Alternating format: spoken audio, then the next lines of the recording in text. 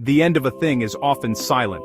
For the Roman Empire, there was no single thunderclap to mark its finale, only a long, slow exhale into the twilight of history. Rome was once the center of the known world, a titan of stone and law that had stood for 1,000 years. Its legions had marched across continents. Its aqueducts had carried life to sprawling cities. Its people had believed their world was eternal. But greatness is a heavy cloak to wear. Over time, the threads began to fray, weakened by forces both inside and out. The story of Rome's fall is not a simple tale of one battle or one bad emperor.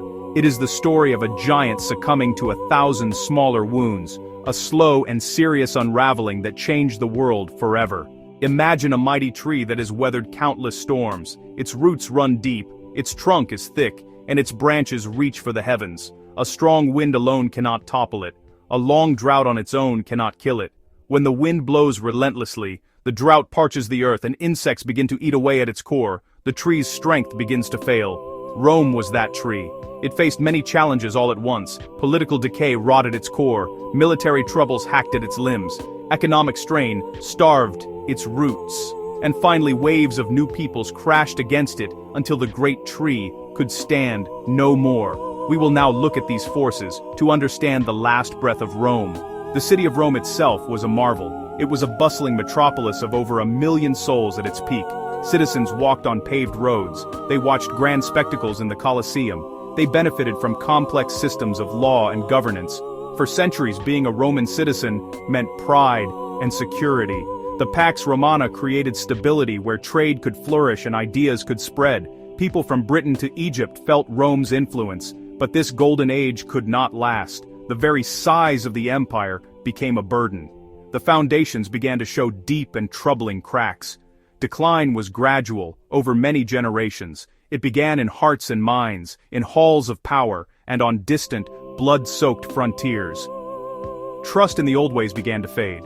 The sense of shared purpose that built the empire started to dissolve. The fall of Rome was the result of many interconnected problems, each one making the others worse, until the entire structure became too fragile to endure the pressures of a changing world. First, we must look at the poison that seeped into Roman politics. The Republic, the early empire, had a relatively stable system of succession and governance. By the 3rd century AD, this stability was gone. The position of emperor became a prize fought for by force, not by law, not by inheritance. Generals marched on Rome, seized power, then were overthrown years later. The crisis of the 3rd century. Dozens of emperors in rapid succession. Civil war exhausted the state's resources, frontiers left exposed. Political instability bred uncertainty and cynicism.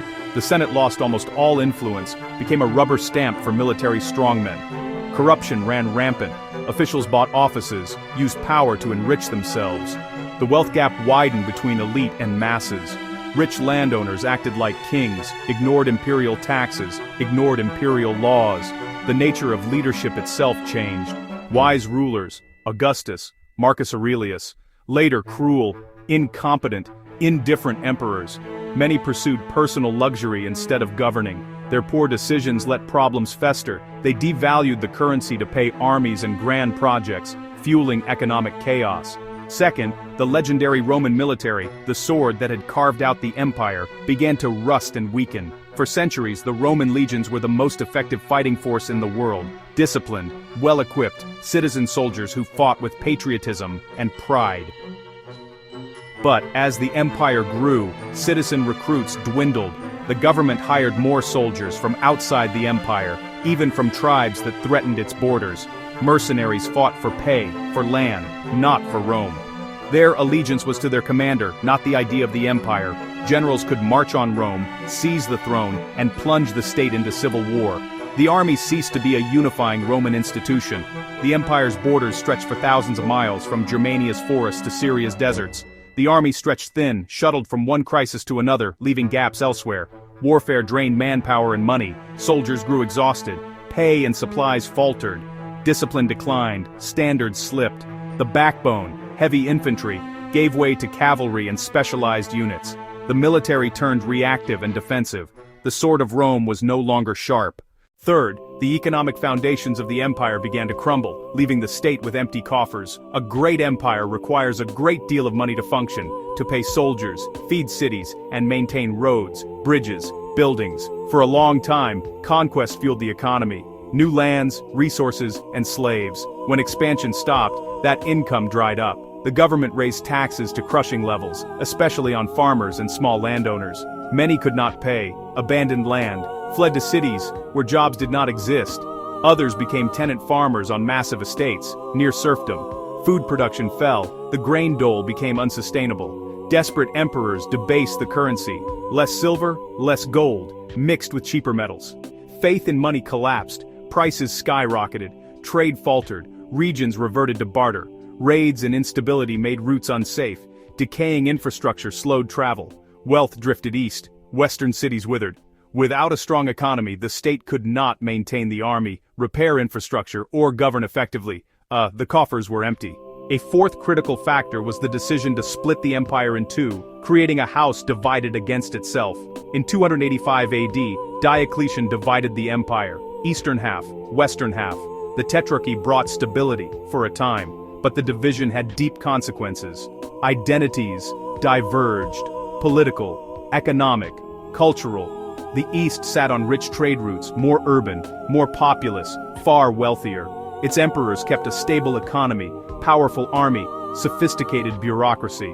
The West grew weaker, agricultural overtaxed, trade broken, cities shrinking, funds short.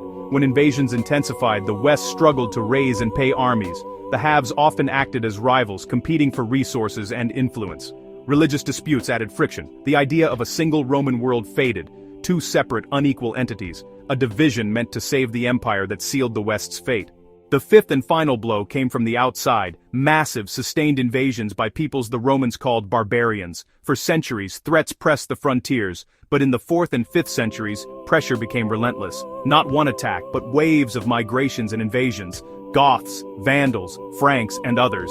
The Huns surged from Central Asia, displacing tribes and driving them into Roman lands. Many arrived as refugees, seeking safety or land to farm. Rome's response was inconsistent, sometimes fighting, sometimes settling them for service. In 378 AD at Adrianople, mistreated Goths annihilated a Roman army and killed the Eastern Emperor. The legions were no longer invincible. In 410 AD, Alaric's Visigoths sacked Rome for 3 days, the first breach in 8 centuries. Shockwaves rippled across the Roman world. In 455 AD, the Vandals sacked Rome again, more thoroughly and destructively. By 476 AD, the Western Empire was a hollow shell. Most provinces lost. Odoacer deposed the boy emperor Romulus Augustulus and sent the imperial insignia to Constantinople.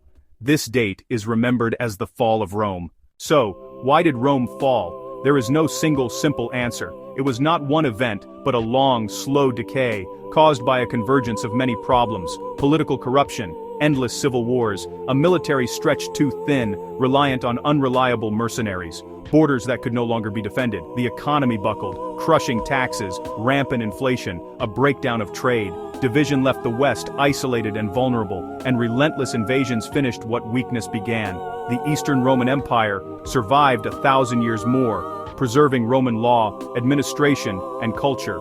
In the West, Rome's legacy persisted. Latin became French, Spanish, Italian. The Church preserved learning and identity. The fall left an indelible mark on the world. It offers a timeless lesson: even the mightiest powers can decline. Strength depends on effective, just governance, economic stability, military security, and a shared sense of purpose. When leaders ignore deep problems, when inequality yawns, when trust erodes, a state becomes fragile.